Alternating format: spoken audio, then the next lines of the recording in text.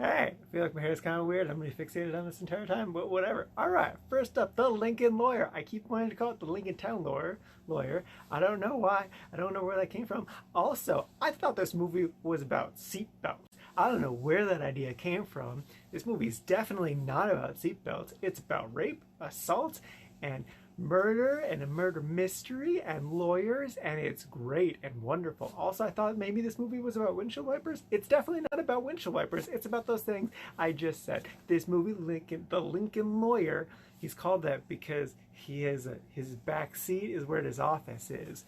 They really didn't establish that well. He does do things in there and has stuff in there, but it really, I don't know. This movie was great, though. I'm so talking in circles. So Matthew McConaughey is the main actor. It also has Marissa Tomei as his ex-wife. She's great. William H. Macy's also in this and does fantastic. So Michael Pena? I don't know what's his name. He's awesome. His part is really small. And then Bryan Cranston, who has a really, really small part, but it's Bryan Cranston. He's great and everything. Yeah, I was surprised how much I really enjoyed this movie. It's just like a mystery lawyer thing, and it's just like, there's so much tension and suspense. Like, you're just like, is someone, because I don't want to get into spoilers, but like, it just, you think it's going to go one way, and then, ooh, it goes another way, and it's just like, maybe, you could be predictable if, I don't know. I got wrapped up in it, man. It was so good. It was enjoyable. It was like Matthew McConaughey doing his like nice charm thing. It was great. It was great. I loved it. I don't know. It's all I gotta say about it. It's so good. It's just good. Yeah. Now on to Fun with Dick and Jane. So this is a movie about the 2008 recession, but it was made in 2005 and set in 2001, but is a remake of a 1977 movie. That threw me off the entire time. I'm like, okay, so like the premise is basically, it's really about Enron, like the whole Enron scandal. If you don't remember what that is, that's okay. I kind of forgot too. I was only 10 when it happened, and that's like a bunch of business lawyer, like tax evasion stuff, lying. I didn't understand it. But basically, like, this big corporation goes out of business because of shady practices, and then Jim Carrey has to like figure out what to do next with his life, and it's just like, he's in desperate times, and he's going to do desperate measures, and shenanigans ensue.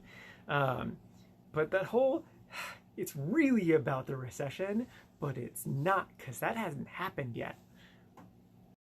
It also has Leah Tioni, and when looking up her, I kind of noticed this weird trend with some of the movies I've been watching that are like from the 90s, early 2000s, where like the main dude actor is like a big name star that you'd easily recognize. And then like the main female star, she didn't have like a big movie career, but she went on to have like a big successful TV career. Like, for instance, Leah Tioni was a main character in the show Madam Secretary, which I've never seen before, but she was in 120 episodes of over several years. So like, she's had success just in a different way, and it's just kind of an interesting trend I've noticed. But it's cool. Movie itself was alright. I don't know. I got so taken aback by the fact that it's made in 2005, but it's about the 2008 recession, but it can't be, but it is. It's just weird. I don't know. It was kind of funny. I watched it back in 2005 when it first came out with my brother Kyle, and I was surprised, even though it's 15 years ago, I still remembered lots of plot points, which is crazy, even though I saw it just the one time. The one thing I really didn't remember about the movie, though, was the scene in the elevator where Jim Carrey was going, I believe, I believe, I believe, I believe. And just like that very is like stuck in my head forever from all the advertisements from it. So yeah. All right, that's all I'm gonna say. Now on to Francis Ferguson. So this is a movie from last year, I guess, starring Kaylee Welles, let's go with that, narrated by Nick Offerman, which is why I was intrigued. Also, she's really pretty, and that's like poster just like,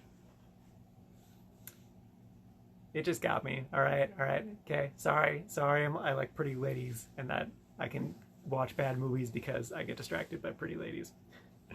But basically, the plot of this movie is a substitute high school teacher has sex with a high school student, and kind of all the fallout from that.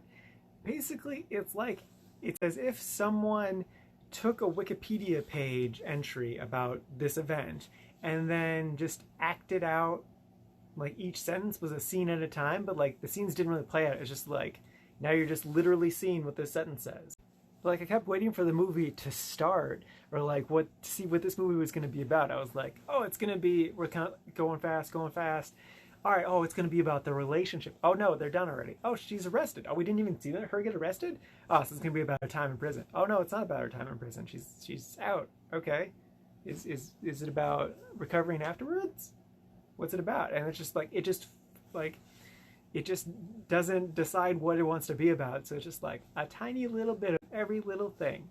And like to her credit, she does grow and change as a person by the end of it. But it wasn't good. What I did really like about it though was her. She, I think, did a solid job. Especially even though she's been in like nothing. What she was really great at is just like having kind of this dead face the entire time. Like she doesn't care about anything. Like when weird dudes hit on her, when people kind of harass her with stuff, when her mom kind of yells at her, she just always has like this exact same face. She holds this face for the entire like 80 minutes of this movie. And I love the like few times that she like just like screamed but didn't change her face at all. It was like, except I expressed more than she did. She legit didn't change anything with her face, which is great. But it wasn't good. And Nick Offerman's charm was nice, but it didn't save the movie at all. It wasn't good. I did not enjoy it. I didn't hate it though, because she is pretty. Sorry, but it wasn't good. Yeah.